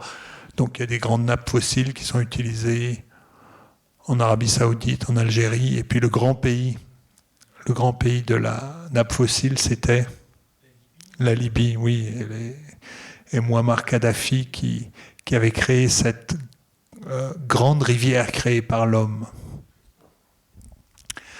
Voilà. Ensuite, l'eau, elle a une autre différence essentielle avec le reste des ressources minérales, c'est qu'elle est utile à l'humanité dans la nature, déjà. Alors que le pétrole, on pourrait dire, le pétrole, tant qu'il est dans la nature, il ne me sert à rien. Mais non, quand elle est dans la nature, quand elle est à sa place, elle sert à faire flotter des péniches, à alimenter des écosystèmes dans lesquels on peut prélever du poisson, par exemple, etc., etc. Et elle est également utile si on la prélève, comme le pétrole cette fois-ci. Et donc, en fait, l'eau, c'est aussi un milieu de vie. Et un milieu de vie, donc, elle héberge des écosystèmes qui sont riches et qui sont souvent qu'on exploite, nous les hommes également. Et puis, voilà, si on parle d'énergie, si on veut se chauffer, on a le choix. On peut brûler du charbon, du pétrole, on peut allumer un radiateur électrique, mais si on a soif, en fait, on ne peut boire que de l'eau. Et donc, en fait, l'eau a une fonction exclusive. Elle n'est pas du tout substituable. On ne peut vraiment pas boire autre chose que de l'eau. Même le vin, oui, même le vin ou la bière, hein, c'est de l'eau. Ensuite, la quatrième raison pour laquelle l'eau, c'est vraiment pas une matière première comme les autres, c'est que, en fait, on peut créer de l'eau douce à partir d'une ressource quasiment infinie, qui est l'eau de mer. Donc, il n'y a pas de limitation quantitative, si on est capable de le faire. Mais alors, bien sûr, vous allez tous me dire, mais il y a quand même un coût. Et ça, ce coût, en fait, on remplace l'eau douce par il faut forcément avoir accès à une énergie. Et vu les prix de l'énergie et les prix relatifs de l'eau et de l'énergie, c'est très peu accessible. C'est essentiellement accessible pour les monarchies pétrolières. Voilà. Ensuite, une dernière chose dont on a déjà parlé, une avant-dernière chose, c'est que l'eau, elle est mobile. Voilà. C'est pas comme le pétrole ne s'enfuit pas, eh bien, le charbon non plus, mais l'eau, elle passe d'un pays à l'autre. Et puis enfin, l'eau, c'est une matière première dont l'utilisation a des effets en retour sur son gisement. Nous, on parle en français d'eau usée. En anglais, on pourrait parler ça doit être wastewater, c'est de l'eau déchet. Mais en fait, cette eau usée, on a tendance, nous, à la rejeter. Alors, si on vit à Paris, on la rejette, on l'envoie à HR, et à HR, elle va être épurée dans une certaine mesure, et puis elle va être rejetée dans la Seine, et donc elle va rejoindre le gisement après usage. Voilà. Donc, ça, c'est quand même des choses qui rendent toutes les réflexions sur la géopolitique de l'eau extrêmement particulières. C'est très simple, mais c'est quand même bon de l'avoir en tête. Alors, les enjeux de l'utilisation de l'eau, l'enjeu numéro 1, c'est pas une surprise, c'est l'alimentation. Alors, pourquoi est-ce qu'on a besoin de l'eau pour l'alimentation? C'est essentiellement parce qu'il ne vous a pas échappé que la démographie mondiale étant ce qu'elle est, on est de plus en plus nombreux, et que pour produire de plus en plus de produits alimentaires, eh bien la meilleure chose qu'on ait trouvée, c'est d'irriguer. D'irriguer parce que ça permet d'assurer les récoltes, d'augmenter les rendements. Ça ne suffit pas à les augmenter énormément, mais c'est une condition nécessaire. Voilà. Et donc on estime qu'à peu près 20% des surfaces agricoles dans le monde qui sont irriguées produisent 40% de l'ensemble des produits alimentaires. Voilà. Donc si on veut pouvoir nourrir tous les êtres humains qui naissent sur notre belle planète, on a vraiment besoin de développer l'irrigation. Qu'on aime l'irrigation, ou pas. Ensuite, l'énergie, c'est la deuxième raison. Elle est extrêmement importante.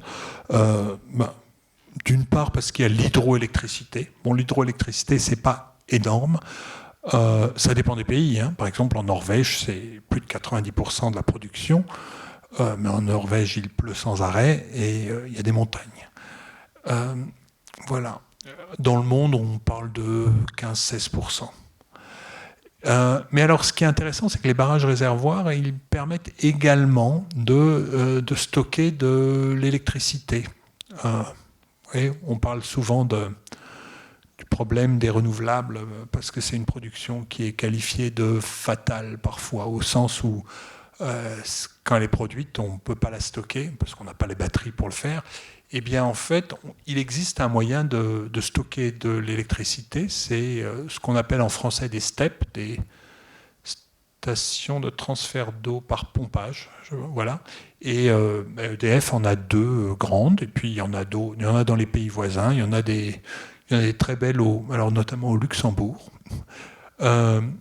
Et là, en fait, quand le vent souffle sur l'Allemagne du Nord, je ne sais pas si vous savez, mais quand le vent souffle vraiment sur l'Allemagne du Nord, le prix de l'électricité tombe très rapidement, notamment en dehors des heures de pointe, et puis il peut atteindre des prix qui sont quasiment nuls. Et puis parfois même, il y a eu des prix qui ont été négatifs, parce qu'il fallait se débarrasser de l'électricité. Les gens qui disposent de ces doublets de réservoirs, un réservoir haut et un réservoir bas, ils achètent l'électricité quand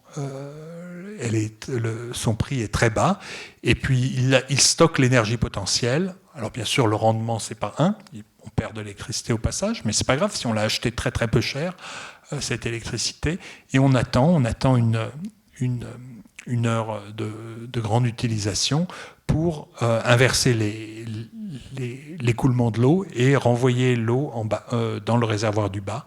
Et donc ça fait un stockage d'eau, d'énergie. Voilà. Et puis ensuite, je vous ai déjà parlé des centrales thermiques et de leurs besoins de refroidissement. On sait tous qu'il faut forcément un circuit de refroidissement pour produire de l'énergie. Et puis disons, le dernier défi vraiment qui existe lié à l'eau, c'est le défi sanitaire, parce que on a déjà parlé d'eau usée. On veut tous de l'eau pure, hein. On veut tous se laver avec de l'eau aussi pure que possible, mais bien sûr, si l'eau nous lave, c'est qu'elle emmène nos impuretés, et donc c'est ça l'eau usée. Et l'eau peut être également un vecteur de maladie. Et donc, il y a beaucoup de maladies dont le vecteur c'est l'eau, ou est associé à l'eau, comme pour les moustiques. Et en conclusion, parce que là, il est quand même temps de faire une vraie conclusion, qu'est-ce qu'on peut faire ? Qu'est-ce qu'on peut faire pour éviter le cataclysme ? Qu'est-ce qu'on peut faire pour éviter que les pays qui partagent des bassins versants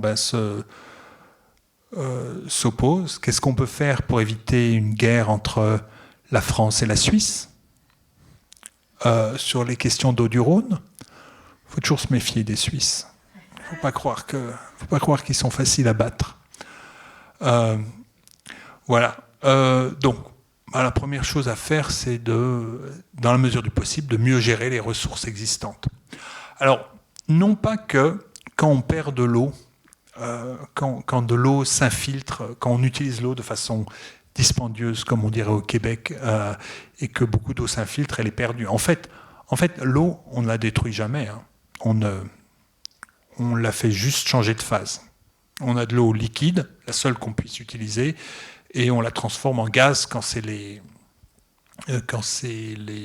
plantes qui la vaporisent, ou quand ça se vaporise au niveau du sol, et puis éventuellement on la perd par infiltration et elle rejoint des nappes aquifères, et elle finira bien par rejoindre une rivière ou la mer, mais plus bas. Donc elle aura perdu son énergie, parce que quand même il faut de l'énergie pour transporter l'eau et la distribuer. Voilà. Mais donc c'est vrai que plus on fera d'économies d'eau, même pour l'agriculture, donc on parle toujours de ces systèmes d'arrosage goutte à goutte qui ont des tas de qualités, sauf qu'en fait ils nous font consommer encore plus de pétrole, parce que les tuyaux en caoutchouc, c'est du caoutchouc synthétique. Voilà. Mais ce qui est sûr, c'est qu'il y a toujours avant de penser à accroître la ressource, faut voir ce que l'on peut économiser. Alors ensuite, dans la gestion, il y a aussi le fait que voilà, les écoulements naturels, en fait, ils sont très saisonniers. Et alors, soit on a d'énormes réservoirs pour stocker l'eau, et dans ce cas-là, on n'a pas besoin de prévoir quoi que ce soit, tout ce qui arrivera, on pourra le stocker. Soit si on a des réservoirs qui sont pas très importants, ben en fait, il faut être capable de les gérer, de lâcher de l'eau au bon moment, pour faire de la place, pour ensuite éventuellement stocker de l'eau, notamment si on a des réservoirs qui ont plusieurs utilisations, plusieurs, disons, objectifs, comme les réservoirs par exemple du bassin de la Seine, qui ont pour objectif à la fois de protéger Paris des crues, mais aussi de protéger Paris de la sécheresse et de soutenir le débit de la Seine. Alors pour faire ça, ben, il faut être capable de faire des prévisions aussi exactes que possible. Donc ça, il y a des modèles hydrologiques qui existent et qui permettent de faire des économies d'eau pour cela. Alors c'est sûr que pour faire vraiment des économies d'eau, il faudrait être capable de stocker. Il faut être capable de stocker parce qu'il y a toujours une saisonnalité dans l'écoulement. Nous, dans notre utilisation, il y a parfois une saisonnalité. Par exemple, si on irrigue des champs, on n'irrigue pas en hiver. On irrigue essentiellement au printemps et en été. Mais bon, en ville, il y a relativement peu de saisonnalité. On se douche pas plus. On se douche un peu plus peut-être l'été que l'hiver, mais ça ne transparaît pas dans les chiffres, je pense. Voilà. Et donc, mieux gérer les ressources, c'est être capable d'avoir des capacités de stockage. Si on n'a pas de capacité de stockage, eh bien, on est quand même très dépendant du flux, du flux naturel. Et si vous avez si la nature décide de vous envoyer cette année de sécheresse à la suite, eh bien, vous aurez des problèmes. Voilà. Par contre, effectivement, quand vous voyez un beau barrage, en fait, il y a des gens qui trouvent ça beau. Notamment les gens qui ont été dans des écoles où on apprend à construire des barrages. Et puis il y a des gens qui trouvent ça horrible et qui n'en veulent pas du tout. Et quand on leur parle de construire de nouveaux barrages, voilà, ils manifestent. Donc et comme malheureusement en France on n'est pas en dictature, ou comme heureusement en France on n'est pas en dictature, il faut... C'est quand même les questions d'aménagement du territoire sont des questions qui prennent énormément de temps.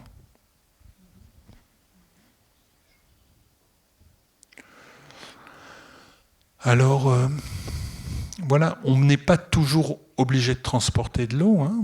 L'Arabie Saoudite veut absolument produire du blé dans le désert, et c'est pour ça qu'elle utilise ses ressources, alors non renouvelables, aquifères, mais il y a certains cas où il vaut mieux...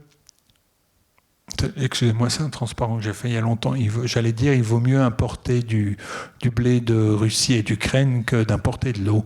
Mais ça ne marche pas très bien, cet argument. En ce temps, il faudra que je le change. Voilà. Et une dernière chose, c'est que, voilà, mieux gérer les ressources existantes, c'est qu'il y a quand même beaucoup de recyclage d'eau dans la nature.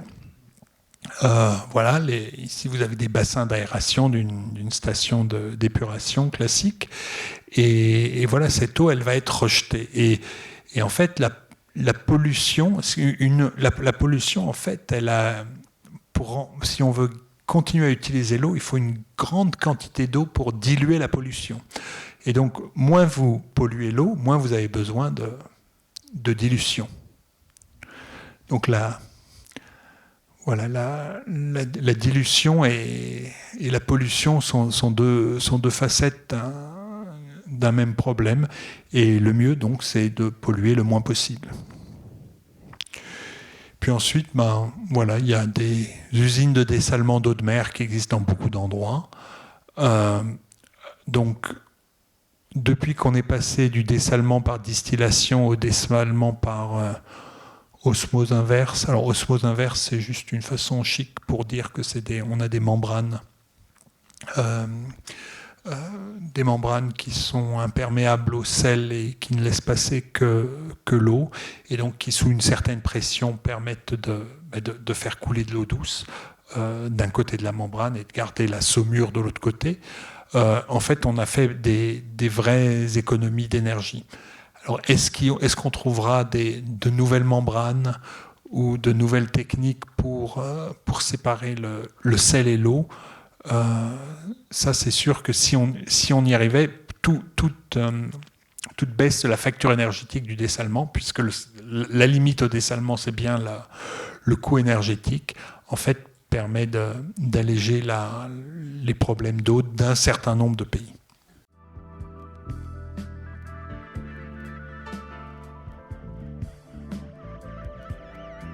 Je voulais savoir si on pouvait faire du dessalement en utilisant de l'énergie solaire, puisque c'est notamment des pays qui sont très ensoleillés qui ont besoin de ça. En fait, donc je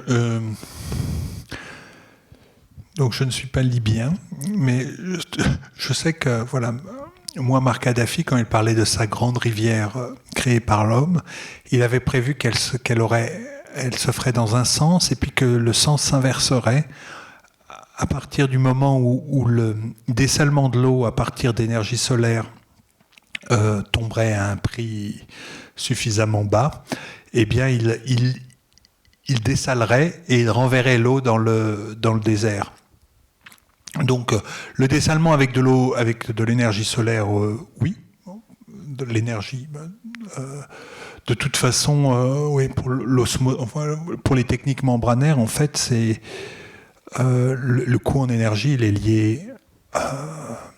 Le coût d'exploitation en énergie, il est lié à l'application d'une pression élevée, parce qu'en fait, il faut quand même une pression élevée pour que l'eau passe à travers les membranes qui ont des pores extrêmement petits. Et donc, voilà, il s'agit de faire tourner des pompes. Les pompes, typiquement, elles tournent à l'électricité. Donc oui. Oui. Est-ce que c'est rentable ? Pour l'instant, est-ce que l'énergie solaire est rentable sans avec les coûts, disons, sans subvention? J'en sais rien. C'est une question qui se pose. Mais comme tous les coûts de l'énergie, grâce à cette guerre fort opportune, montent en flèche, il n'y a pas de raison que ça ne soit pas rentable un jour prochain. Je voulais savoir les différences de température qu'il va y avoir dans les années prochaines avec le réchauffement climatique. Est-ce que ça va changer quelque chose dans le cycle de l'eau ? Alors, oui, en fait, ça manque dans la présentation. En plus, vous avez dit que j'en parlerai. Donc, il faut séparer deux choses, les différences de température et les différences de pluviosité. Donc, ce que tous les modèles climatiques vous disent, c'est que, en raison de l'effet de serre, avec l'augmentation du taux de CO2 dans l'atmosphère, plus vous y ajoutez les autres gaz à effet de serre, dont la vapeur d'eau, eh bien, les températures montent. Donc ça, tout le monde vous le prévoit.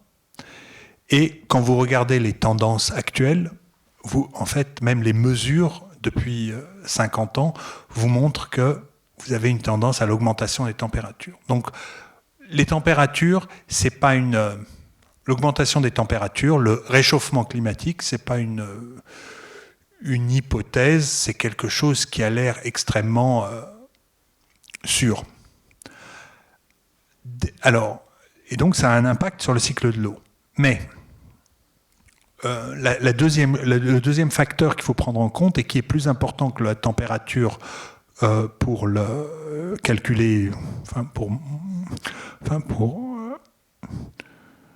le deuxième facteur qui est plus important dans la conception du cycle de l'eau, c'est la pluviométrie. En gros, plus il pleut, et bien plus vous avez d'eau dans les rivières, à l'échelle, disons, macro. Ensuite, plus cette pluie elle est concentrée, et comme je vous le disais tout à l'heure pour les milieux méditerranéens, si elle a tendance à être concentrée en hiver, vous aurez plus d'écoulement. C'est pas forcément une bonne nouvelle d'ailleurs, parce que plus les écoulements sont concentrés, en fait, plus vous avez également de dégâts potentiels liés à l'eau, on peut avoir des crues et des inondations. Alors, maintenant, les modèles climatiques, si vous leur demandez « va-t-il pleuvoir plus en 2050 ou en 2100 ?» Eh bien, les modèles climatiques, ils vous disent « oui, c'est sûr à certains endroits sur le globe ». Donc, les endroits où c'est sûr, c'est que au sud de la Méditerranée, il va pleuvoir moins. Au nord de l'Europe, il va pleuvoir plus. Ça semble être... Tous les modèles climatiques vous disent la même chose. Donc, on a tendance à... Oh, ils peuvent se tromper tous en même temps, mais bon, ça, c'est quand même plus... C'est moins probable. Et quand vous leur posez la question, et en France, ils vous disent, oui, la France, c'est compliqué. Voilà. En gros, c'est la France vers le sud de la France. Donc, il devrait se passer ce qu'on prévoit pour le sud de la Méditerranée. Vers le nord de la France, il devrait se passer ce qu'on prévoit pour le nord de l'Europe. Mais il y a, en fait, en termes l'incertitude, elle est énorme. Donc, en fait, actuellement, on ne peut pas dire si en France, il va pleuvoir plus ou moins en moyenne. En moyenne. Par contre, là où les modèles climatiques ils sont d'accord, c'est qu'il devrait quand même y avoir un petit changement de saisonnalité dans les pluies. C'est-à-dire qu'il devrait pleuvoir quand même moins en été et plus en hiver. Donc ça, ils sont assez d'accord pour ça. Donc c'est un peu comme si toute la France devenait méditerranéenne. Donc, si vous avez un énorme barrage à remplir, c'est peut-être une bonne nouvelle. Mais les barrages, en fait, on a actuellement ceux qu'on a réussi à construire, on les a, mais construire de nouveau, à mon avis, pour l'instant, c'est pas au programme. Et donc, quand vous n'avez pas de barrage à construire, en fait, c'est pas si bien parce que ça signifie que les périodes de sécheresse risquent d'être plus sèches et les périodes de surabondance, et c'est lié aux crues et aux inondations, risquent d'être plus importantes en hiver. Voilà. Donc, la vraie réponse, c'est que il va faire de plus en plus chaud, ça c'est sûr. On ne sait pas très bien dire s'il va pleuvoir beaucoup plus, mais on a quand même l'impression qu'il va pleuvoir de façon plus concentrée. Et ça, c'est lié à un phénomène physique, alors qu'en français, on appelle loi de Clausius-Clapeyron, qui dit que pour 1 degré de plus dans l'atmosphère, vous pouvez mettre 7% de plus de vapeur d'eau. Donc, si vous pouvez mettre plus de vapeur d'eau, eh bien, si les conditions deviennent propices à une pluie, ben vous aurez des quantités d'eau plus importantes à précipiter. Je voudrais savoir si on connaît la variation de la consommation d'eau par habitant, savoir si elle a augmenté au cours de ces dernières années et s'il n'y a pas une solution qui consisterait à plafonner cette consommation d'eau, voire à la réduire pour éviter les problèmes liés à l'eau. Alors, je n'ai pas les chiffres de ces dernières années. Ce que je peux vous dire, c'est que la consommation d'eau, elle augmentait beaucoup par habitant dans les années 70. Et puis, elle a commencé à plafonner et à décroître légèrement dans les années 90. Donc, actuellement, on est en légère décroissance en France. Et excusez-moi, quand je vous parle de la consommation d'eau, je vous parle de la consommation d'eau domestique.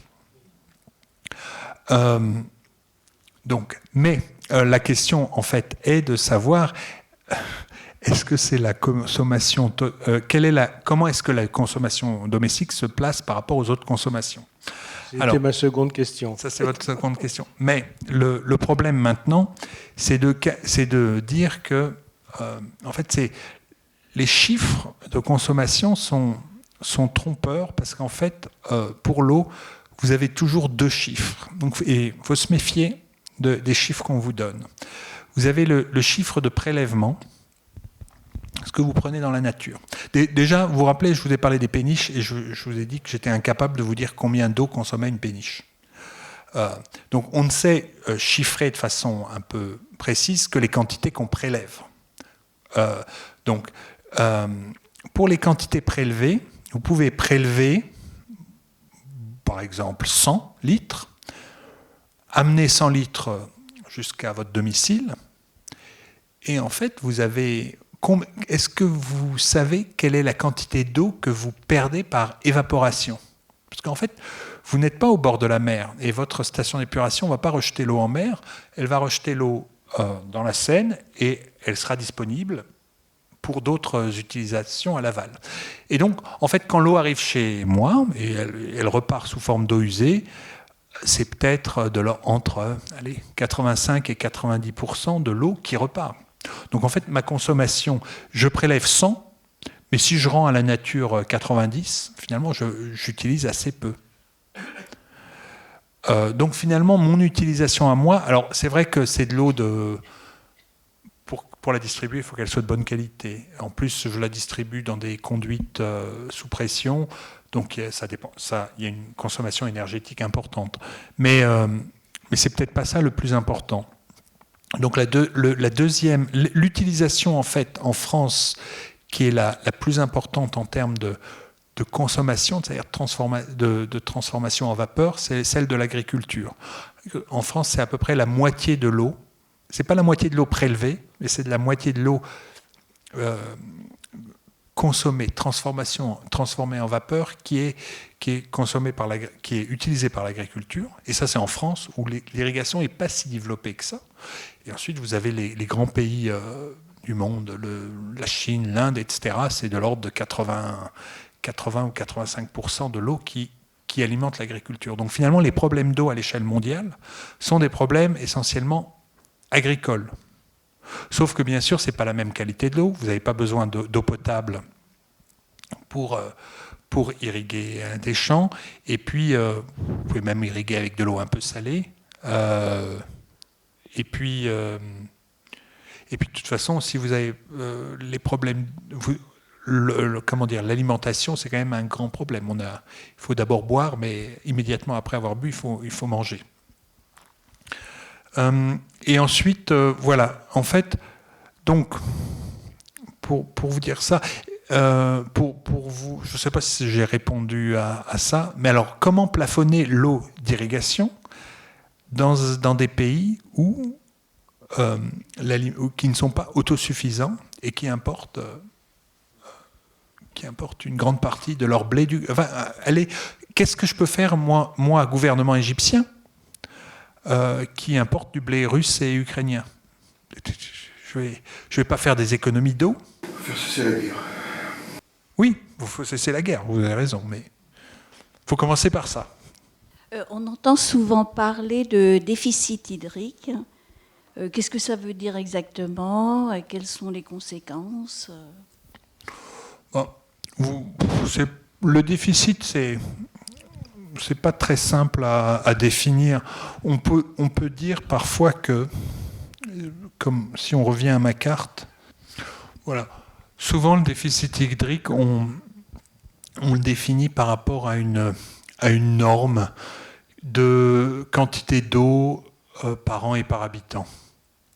Donc vous avez le droit de mettre la barre un peu là où vous voulez. Donc vous ne la mettez pas près de 100 000, vous la mettez souvent autour de 1000 ou de 2000 mètres cubes par an par habitant, et vous considérez que les pays qui n'ont pas 1000 ou 2000 mètres cubes par an ou par habitant sont en déficit hydrique.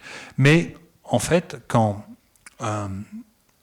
une fois qu'on a dit ça, on n'a pas forcément une définition précise, parce que si on a besoin dans un pays d'irriguer, eh bien on a des, puisque l'agriculture consomme beaucoup d'eau, on aurait des besoins plus importants que si on n'avait pas besoin d'irriguer. En fait, si vous regardez en France, en France c'est la région. Alors on a séparé la France en 7 grandes régions qui sont gérées par des agences de l'eau, qui sont en fait des organismes d'État chargés de récupérer des taxes sur l'utilisation de l'eau et de les réinvestir dans des programmes de construction de stations d'épuration notamment. Voilà. D'ailleurs, dans le temps, ça ne s'appelait pas agence de l'eau, ça s'appelait agence financière de bassin, ce qui veut bien dire ce que c'est. Bon, eh bien, la région qui est la plus pauvre en eau en mètre cube par an et par habitant, c'est la région dite Artois-Picardie. Or, si vous imaginez un endroit où il y a un déficit d'eau, vous ne dites pas c'est la Picardie. Et pourtant, en fait, c'est une région où il y a une pluviométrie normale, mais pas très importante, et vous avez beaucoup d'habitants. Voilà. Mais comme en Picardie, on irrigue quand même peu, eh bien avec relativement peu d'eau, je pense qu'en Artois-Picardie, on doit être autour de 1000 mètres cubes par an et par habitant, eh bien on n'a pas de problème d'eau, on n'a pas de déficit d'eau. Alors que la région la plus riche en eau en mètres cubes par an et par habitant, c'est le bassin de la Garonne et de l'Adour. Eh bien, c'est pourtant là, en fait, où on a le plus de problèmes, parce que c'est une région, en fait, où on a développé des cultures irriguées depuis très longtemps, et puis donc on irrigue beaucoup, et donc on consomme beaucoup, malgré un nombre d'habitants finalement peu nombreux. Donc, les chiffres, voilà, c'est pas une grande découverte, ce que je vous dis. Les chiffres, c'est toujours trompeur. Il faut toujours faire attention au seuil qu'on vous indique. Dire qu'en dessous de 1000 mètres cubes par an et par habitant, vous êtes en situation de déficit, et en dessous de 500 mètres cubes par an et par habitant, vous êtes en situation de manque grave. Alors, statistiquement, c'est vrai, parce que quand vous regardez tous les pays rouges, vous savez qu'ils ont des problèmes d'eau, mais dans le détail, on peut avoir, par exemple, regardez la Belgique. La Belgique, c'est à peu près la même chose que la Picardie, en fait. Pays quand même assez densément peuplé, mais où il y a peu d'irrigation. L'Allemagne, la Pologne, la Tchéquie, c'est quand même pas des pays où vous imaginez qu'il y ait d'énormes problèmes d'eau, même s'il y a eu des sécheresses récemment en Allemagne qui étaient problématiques pour l'agriculture. Je voulais savoir si vous avez une idée de pourquoi on ne fait pas plus de barrages hydrauliques. Vous aviez l'air de dire que ce n'était pas en projet, alors que ça a l'air d'être une super manière de produire de l'électricité. Oui. Alors pourquoi? On a plein de rivières en France. Oui. Alors, j'arrive pas à comprendre ça, moi. Donc, il y a deux réponses. Il y a la réponse non. Si on veut être politiquement correct, on peut déjà vous répondre que quand on a équipé le réseau hydrographique français, en fait, on a commencé par les sites qui étaient les plus faciles à équiper. Donc, en fait, la très grande partie des sites faciles à équiper, ils l'ont été. C'est simple. Est-ce qu'on peut continuer? Oui. Est-ce qu'en France, on peut imposer des constructions dans le territoire, enfin dans le paysage? Si on va faire des EPR, c'est qu'on peut faire des barrages hydrauliques. Non, les EPR, on les fait toujours chez les autres. Vous n'avez jamais remarqué qu'il n'y a jamais aucun EPR dans votre commune. Il y a toujours dans la commune voisine. Et voilà. Et le problème des barrages, c'est vous avez tous, je sais pas, en mémoire l'histoire du barrage de Sivens, qui est un petit barrage, un tout petit barrage. Il y a eu un drame, et puis depuis, allez parler à un élu local de barrage, ils tremblent tous. Donc en fait, c'est vrai qu'en France, actuellement, on est paralysé par les questions d'équipement. On a l'impression justement qu'un barrage, c'est forcément le diable, alors que le PR, surtout s'il est construit chez le voisin, c'est moins grave. Mais c'est pas logique. Mais peut-être qu'il y a beaucoup de choses qui ne sont pas logiques dans la façon de penser des gens. C'est la même chose pour disons, le nucléaire. Beaucoup de gens préfèrent le gaz au nucléaire, préfèrent les centrales au gaz russe.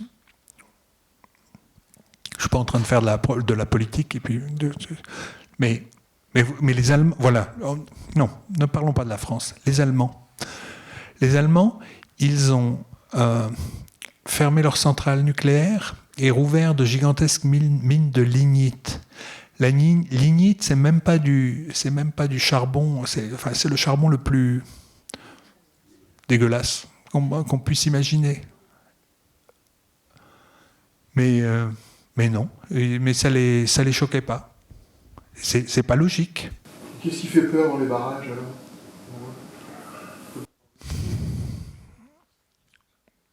alors Alors non, qu'est-ce qui est pas bien dans le barrage, en fait, je pense que c'est pas les risques technologiques de rupture de barrage qui font peur aux gens, parce qu'ils ont plutôt confiance.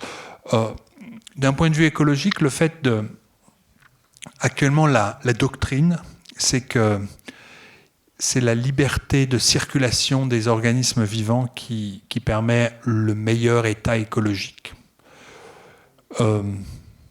Est-ce que c'est vrai? J'en sais rien, mais c'est la doctrine. Et donc, en fait, on veut permettre une circulation partout des organismes pour éviter d'avoir des poches des poches d'espèces qui peuvent plus se reproduire et qui plus avoir accès à leur lieu de frais, etc., etc. Et donc, c'est pour ça qu'un barrage, c'est une interruption. Voilà, c'est ce qui. Alors, il y a ça, et puis ensuite, qu'est-ce qui faisait peur qu'est-ce qui énervait tant les gens à Sivens? On dit Sivens ou Sivens? Je ne me rappelle plus. Sivens. Je sais pas, il faudrait regarder. Ça me semblait pas une opposition raisonnable. Mais pourtant, il y avait plein de jeunes qui avaient l'air de savoir ce qu'ils faisaient.